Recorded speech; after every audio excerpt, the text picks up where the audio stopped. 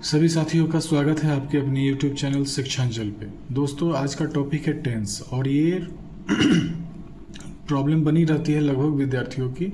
लेकिन मैं दावा करता हूँ कि अगर आप मेरे वीडियो को देखते हैं तो 90% चांस है कि मैं आपको टेंस दिमाग में सेट करवा दूंगा।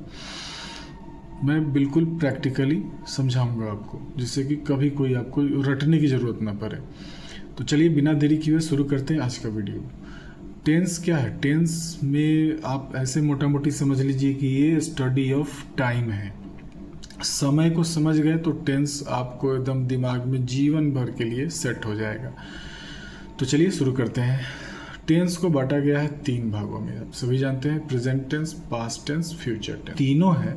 इन तीनों को 4 भागों में बांटा गया है। घबराने की ज़रूरत नहीं है, मैं सबको ऐसे क्लासिफाइड करूंगा कि आपके दिमाग में सेट होता चला जाएगा विथ एग्जाम्पल। तो जैसा कि सबसे पहले हमारा प्रेजेंट टेंस है, तो ये प्रेजेंट टेंस को मैंने बताया था कि इसको 4 भागों में बांटा गया है। तो पहला है सिंपल प्रेजेंट टेंस, दूसरा है प्रेजेंट प्रोग्रेसिव टेंस, तीसरा है प्रेजेंट परफेक्ट टेंस और चौथा है प्रेजेंट परफेक्ट प्रोग्रेसिव टेंस। ये प्रोग्रेसिव यानी कंटिन्यूअस, यहाँ भी प्रोग्रेसिव मैंने लिखा है, कंफ्यूज ना होंगे। और नाम पर विशेष जाना नहीं, बस दिमाग में सेट कर लीजिए, प्रोग्रेसिव यानी कंटिन्यूअस। और इस तरह से आप समझेंगे कि आपको किसी भी कॉम्पिटिटिव एग्जाम में आपको कभी दिक्कत नहीं होगी, या किसी भी एग्जाम में। तो चलिए बारी बारी से सबसे जान पहचान कर लेते हैं। प्रेजेंट टेंस को 4 भागों में बांटा गया है। तो सबसे पहले बात करेंगे हम लोग सिंपल प्रेजेंट टेंस की। तो सिंपल प्रेजेंट टेंस का क्या होता है कि एक स्ट्रक्चर पे बेस्ड होता है। चिंता न करें, आपको ये दिमाग में सेट हो जाएगा। अभी दिखने में लंबा चौड़ा दिख रहा होगा, लेकिन ये आपको आसानी से समझ में आ जाएगा। सबसे पहले इसमें होता है सब्जेक्ट। सब्जेक्ट मतलब जो काम कर रहा होता है। किसी भी वाक्य में कोई इंसान हो या कोई भी सामान हो, वो फंक्शन करता है, तो उसके बारे में बात करते हैं। और उसके बाद वर्ब का फर्स्ट फॉर्म यूज होता है या तो फिफ्थ फॉर्म यूज होता है। वर्ब का फर्स्ट फॉर्म और फिफ्थ फॉर्म कहाँ कहाँ यूज होता है, किस सब्जेक्ट के साथ फर्स्ट फॉर्म यूज करते हैं, किसके साथ फिफ्थ फॉर्म यूज करते हैं, इस पर मैंने डिटेल्ड वीडियो बना रखा है। अगर आपको पता हो तो कोई बात नहीं पता हो तो आप वहाँ पर जा कर के देख लेंगे। और फिर भी मैं इस वीडियो में भी मैं उसको बताते चलूँगा। और उसके बाद ऑब्जेक्ट होता है, यानी सब्जेक्ट जो भी काम करता है उसका असर जिस पे पड़ता है वो ऑब्जेक्ट होता है। उसके बाद एक्स्ट्रा वर्ड्स है। एक्स्ट्रा वर्ड्स क्या होंगे सिंपल प्रेजेंट टेंस में, वो मैंने नीचे लिख रखा है। आप सिंपली समझ लीजिए कि सिंपल प्रेजेंट टेंस में क्या होता है, डेली हैबिट की बात होती है, रोजाना जो काम होता है।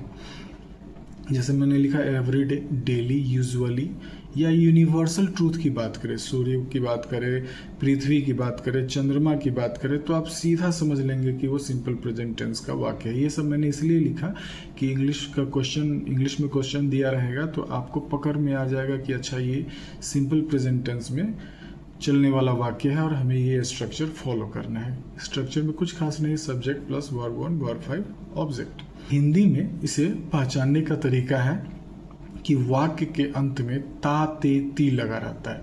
वाक्य के अंत में क्या लगा रहता है? ता, ते, ती।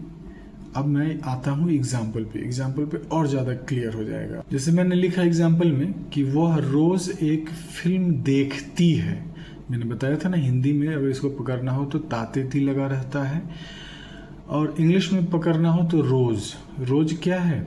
एवरी डे, डेली, यानी एकदम स्पष्ट है, क्लियर है कि यह हमारा सिंपल प्रेजेंट टेंस का वाक्य। हिंदी में ऐसा रहेगा तो हम ऐसे ही इसको पकड़ लेंगे। इंग्लिश का भी एग्जाम्पल मैं दूंगा, इंग्लिश में कैसे इसको पकड़ेंगे। तो पहले इसको ट्रांसलेट करके देखते हैं।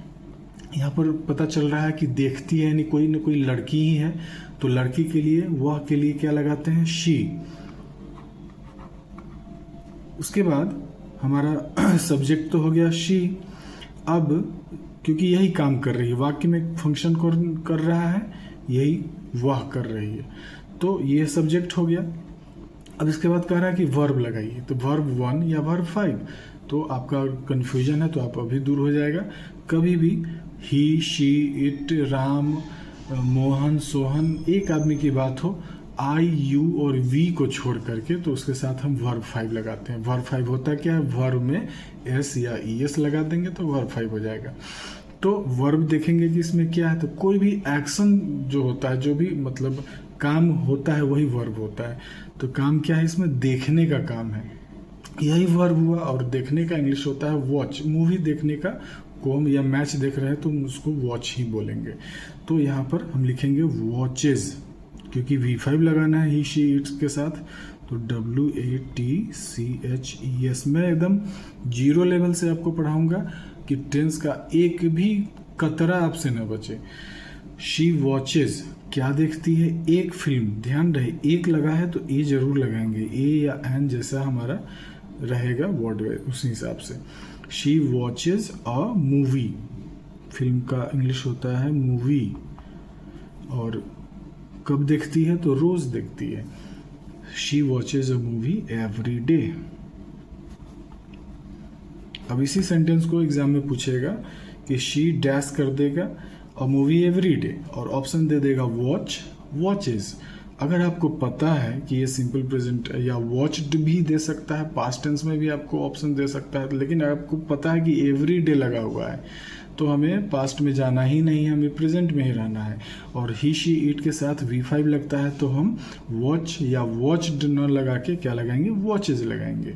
अगला मैंने एग्जाम्पल लिया, we dash water every day. फिर यहाँ पर एवरी डे आया, यानी सिंपल प्रेजेंट टेंस का वाक्य। ऐसा ही क्वेश्चन रहेगा आपके एग्जाम में भी। तो ऑप्शंस क्या क्या है, ड्रिंक्स है, ड्रैंक है, ड्रिंक है। तो मैंने बताया था कि ये आपका जो है सो फर्स्ट पर्सन है, ये थर्ड पर्सन सिंगुलर नंबर था, इसलिए V5 लगा है यहाँ पर।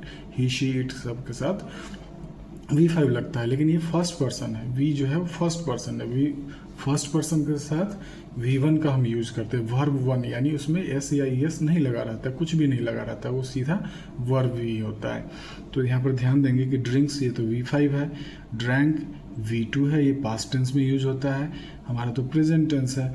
और यहाँ पर है ड्रिंक, तो आपका राइट आंसर हो जाएगा वी ड्रिंक। आई होप कि आपको समझ में आ रहा होगा। अब चलते हैं अगले एग्जाम्पल पे। एग्जाम्पल बहुत ज़रूरी है, ये है आपका कॉन्सेप्ट क्लियर करेगा। एग्जाम्पल मैंने लिया यूनिवर्सल ट्रूथ के बारे में। मैंने बताया था जब सूर्य, चंद्रमा, पृथ्वी सबकी बात हो तो हम सिंपल प्रेजेंट टेंस ही मानेंगे। तो यहाँ पर हम देख रहे हैं कि दी अर्थ क्या हो गया, सब्जेक्ट हो गया, डैश राउंड द सन। तो हमें पता होना चाहिए कि जब यूनिवर्सल ट्रूथ की बात करते हैं तो हमारा सिंपल प्रेजेंट टेंस का स्ट्रक्चर फॉलो होगा। तो यहाँ पर हम देखेंगे कि दी अर्थ जो है वो कौन सा पर्सन है, वो थर्ड पर्सन है और सिंगुलर नंबर है, अर्थ एक ही है, तो हमें V5 का यूज़ यहाँ पर करना होगा। यहाँ पर मैंने थोड़ा सा कट किया है, EARTH अर्थ है। तो ऑप्शन में आते हैं कि क्या क्या इसमें दिया हुआ है और क्या पुट कर सकते हैं। तो ये थर्ड पर्सन सिंगुलर नंबर है, तो वर्ब का फिफ्थ फॉर्म यूज होगा, और वर्ब का फिफ्थ फॉर्म क्या होता है, उसमें S या ES लगा रहता है। तो हमें पहला ही ऑप्शन दिख रहा है मूव्स, यही होगा। बाकी जो ऑप्शंस है, मूव है, मूव्ड है, ये पास्ट टेंस में यूज होगा, और ये फर्स्ट पर्सन सिंगुलर या सेकंड पर्सन के साथ यूज होगा। लेकिन हमें लगाना है थर्ड पर्सन सिंगुलर नंबर के साथ, तो V5 लगाएंगे। तो हमारा राइट आंसर हो जाएगा मूव्स। अगर इसका हिंदी हम ट्रांसलेशन करेंगे, पृथ्वी जो है सो सूर्य का चक्कर लगाती है। अगर इसको हम हिंदी में भी देख रहे हैं तो तातेती आ रहा है, यानी इससे आपको समझ में आ रहा होगा कि सिंपल प्रेजेंट टेंस होता क्या है, इसको डील कैसे करते हैं। तो अभी मैंने जितना बताया इस टेंस में, इसमें अगर कोई भी रत्ती भर का भी कन्फ्यूज़न हो तो आप कमेंट सेक्शन में ज़रूर इसको पूछें, मैं उसको फिर से क्लियर करूँगा। और आज का वीडियो इतना ही, क्योंकि अभी पूरा मैं बताने लगूंगा तो लेंथी वीडियो हो जाएगा। तो अगले वीडियो में इसका हम निगेटिव और इंट्रोगेटिव को डिस्कस करेंगे। और आज का वीडियो अगर पसंद आया हो तो प्लीज़ लाइक ज़रूर करें, शेयर भी करें, और चैनल पे नए हो तो प्लीज़ चैनल को सब्सक्राइब भी करें। आप सभी से मिलते हैं अगले वीडियो में, तब तक के लिए बहुत बहुत धन्यवाद।